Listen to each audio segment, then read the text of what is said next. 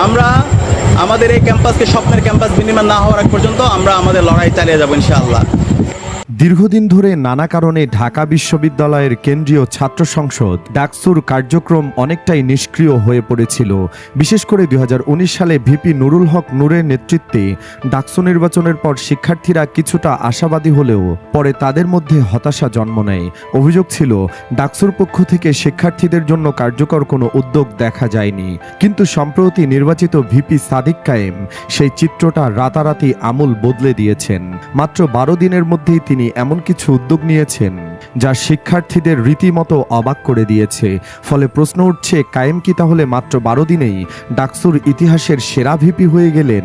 12 দিনে ভিপি হিসেবে সাদিক কায়েমের করা 12টি ভালো কাজ নিয়ে আলোচনা করব আমাদের আজকের ভিডিওতে। চলুন একে একে দেখে নেওয়া যাক কায়েমের ভালো কাজগুলো।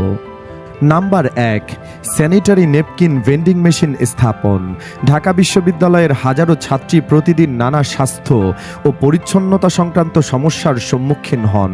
এ বিষয়টি নিয়ে এতদিন খুব কম উদ্যোগী নেওয়া হয়েছিল, কিন্তু ভিপি সাদিক কায়েম বিশ্ববিদ্যালয়ের একাডেমিক ভবনগুলোতে স্যানিটারি নেপকিন ভেন্ডিং মেশিন স্থাপন করেছেন, যার মাধ্যমে উপকৃত হচ্ছেন অনেক নারী শিক্ষার্থীরা। এটি শুধু স্বাস্থ্য সচেতনতার উন্নয়নই নয়, বরং নারী শিক্ষার্থীদের জন্য একটা বিশাল স্বস্তি। অনেক ছাত্রী এই উদ্যোগকে ডাকসুর ইতিহাসে একটি বৈপ্লবিক পদক্ষেপ হিসেবে দেখছেন। নাম্বার 2, সাংবাদিক পরিবারের পাশে দাঁড়ানো। ডাকসু নির্বাচনের দিন দায়িত্ব পালনরত অবস্থায় মৃত্যুবরণ করেন সাংবাদিক তারিকুল। বিষয়টি অনেকের কাছে হয়তো আনুষ্ঠানিকতায় সীমাবদ্ধ থেকে যেত, কিন্তু সাদিক কায়েম সেটিকে মানবিক দৃষ্টিতে দেখেছেন। তিনি নিহত সাংবাদিকের পরিবারের সাথে দেখা করে তাদের সন্তানদের জন্য আর্থিক সহায়তার ব্যবস্থা করেন। সম্প্রতি ফেসবুকে ভাইরাল হয় সাংবাদিকের মেয়ের হাত ধরে তার কথা শুনছেন সাদিক, যে দৃশ্য হৃদয়ে ছুঁয়ে গেছে সবার।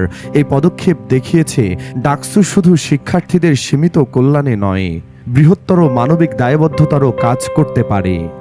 নাম্বার 3, আমাদের লাল বাস অ্যাপ চালু। ঢাকা বিশ্ববিদ্যালয়ের শিক্ষার্থীদের অন্যতম বড় সমস্যা হলো পরিবহন সংকট। বাসের জন্য দীর্ঘ লাইনে দাঁড়ানো, সময় নষ্ট হওয়া, বাস কোথায় আছে তা না জানা, এসব ভোগান্তি শিক্ষার্থীদের প্রতিদিনের অভিজ্ঞতা।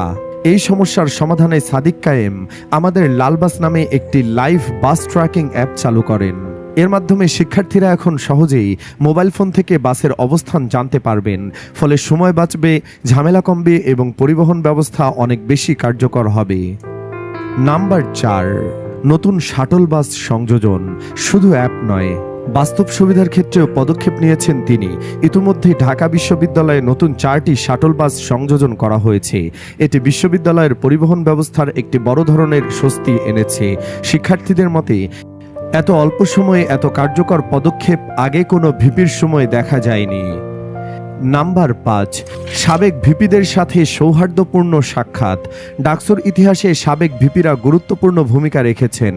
সাদিক কায়েম দায়িত্ব নেওয়ার পরপরই সাবেক ভিপি মাহমুদুর রহমান মান্না ও নুরুল হক নূরের সাথে সাক্ষাৎ করেন। এর অর্থ তিনি মতবিরোধ নয়, বরং সহযোগিতা ও অভিজ্ঞতার বিনিময়ে বিশ্বাসী। এমন উদ্যোগ ডাকসুর নেতৃত্বে ধারাবাহিকতা আনবে। পাশাপাশি শিক্ষার্থীরাও বুঝতে পারবেন নেতৃত্ব মানেই দ্বন্দ্ব নয়, বরং ভিন্ন প্রজন্ম ও মতাদর্শের ভিপিরাও একে অপরের সঙ্গে পরামর্শ করতে পারেন।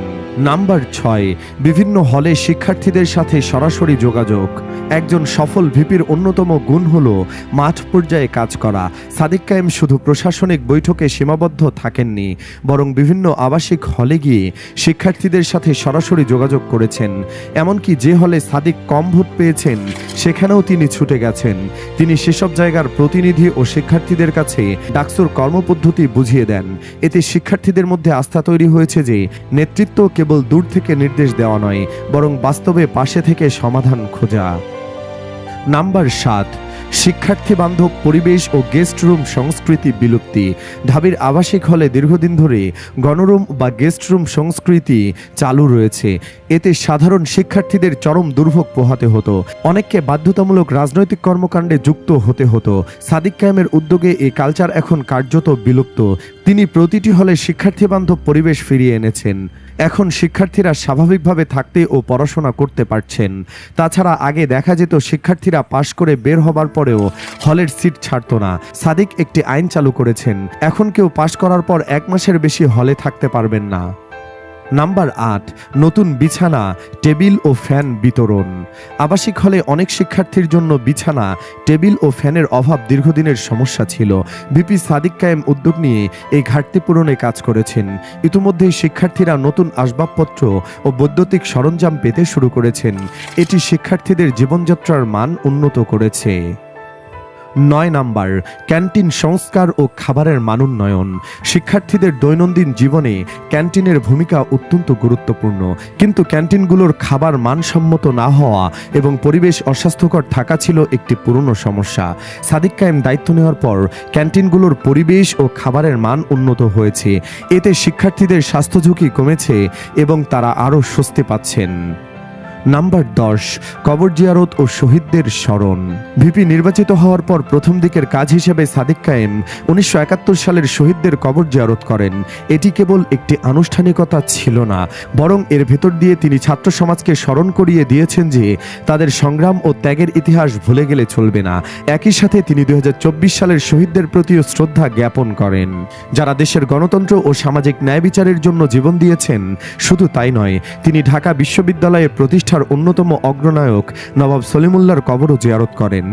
এতে বোঝা যায় নতুন ভিপি শুধু বর্তমান নয়, অতীতের ঐতিহ্য ও শেকড়কেও গুরুত্ব দিচ্ছেন।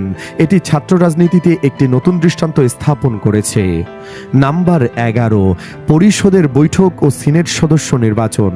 ডাকসুর প্রধান কাজ হল নীতি নির্ধারণ, শিক্ষার্থীদের সমস্যার সমাধান এবং বিশ্ববিদ্যালয়ের একাডেমিক প্রশাসনিক কার্যক্রমে অংশগ্রহণ করা। নির্বাচিত হওয়ার পরপরই ভিপি সাদিক কায়েম কার্যকরী পরিষদের মিটিং ডেকে সিনেট সদস্য নির্বাচিত করেন। এর মাধ্যমে তিনি আনুষ্ঠানিকভাবে ডাকসুর কার্যক্রমকে গতিশীল করে তুলেছেন। এর আগে অনেক ভিপি এই গুরুত্বপূর্ণ প্রক্রিয়া বিলম্বিত করতেন, যার ফলে ডাকসু অচল অবস্থায় চলে যেত, কিন্তু তিনি শুরুতে দায়িত্বশীলতার প্রমাণ দিয়েছেন। নাম্বার 12, মাস্টারদা সূর্য সেন হলের সংস্কার উদ্যোগ। বিশ্ববিদ্যালয়ের বিভিন্ন হলে নানা রকম সমস্যা বিরাজমান। তার মধ্যে মাস্টারদা সূর্য সেন হলে রিডিং রুম ও মসজিদের পরিবেশ অনেকদিন ধরে খারাপ অবস্থায় ছিল। সাদিক কায়েম উদ্যোগ নিয়ে দক্ষ ইঞ্জিনিয়ারদের মাধ্যমে তদারকি শুরু করেন, যাতে রিডিং রুম ও মসজিদে এসি স্থাপন করা হয়। কিন্তু তিনি নিজের অফিস রুমে এসি বসানোর নির্দেশ দেননি, বরং স্পষ্ট করে বলেন, আগে শিক্ষার্থীদের কল্যাণ নিশ্চিত হবে, পরে নিজের আরাম আয়েশ। এমন আত্মত্যাগী মানসিকতা নতুন নেতৃত্বকে শিক্ষার্থীদের কাছে অনন্য মর্যাদায় প্রতিষ্ঠা করছে। মাত্র 12 দিনের নেতৃত্বে ভিপি সাদিক কায়েম এমন সব পদক্ষেপ নিয়েছেন যা ডাকসুর ইতিহাসে এক নতুন অধ্যায় রচনা করছে। তার কাজগুলো প্রমাণ করছে যে সময় কম হলেও যদি ইচ্ছাশক্তি থাকে তবে পরিবর্তন সম্ভব। শহীদদের স্মরণ, সাবেক ভিপিদের সঙ্গে আলোচনা, সাংবাদিক পরিবারের পাশে দাঁড়ানো, শিক্ষার্থীদের সরাসরি সমস্যার সমাধান, স্যানিটারি নেপকিন ভেন্ডিং মেশিন স্থাপন, পরিবহন সংকটের নিরসনে অ্যাপ ও নতুন বাস, আবাসিক হলে মানবিক পরিবেশ ফিরিয়ে আনা, এসব পদক্ষেপই তার নেতৃত্বের দূরদর্শিতা প্রকাশ করে। শিক্ষার্থীরা তাই আশাবাদী যে ভিপি সাদিক কায়েম যদি এভাবে এগিয়ে যান তবে ডাকসু আবারও হয়ে উঠবে শিক্ষার্থীদের প্রকৃত কল্যাণে কাজ করা একটি কার্যকর প্রতিষ্ঠান। সুপ্রিয় দর্শক, সাদিক কায়েম কি পারবেন ডাকসুর সেরা ভিপি হতে? কমেন্ট বক্সে ইয়েস অথবা নো লিখে জানিয়ে দিন আপনার রায়। ভিডিওটি ভালো লাগলে লাইক দিন এবং শেয়ার করুন, আর অবশ্যই আমাদের চ্যানেলটিকে সাবস্ক্রাইব করুন। ধন্যবাদ।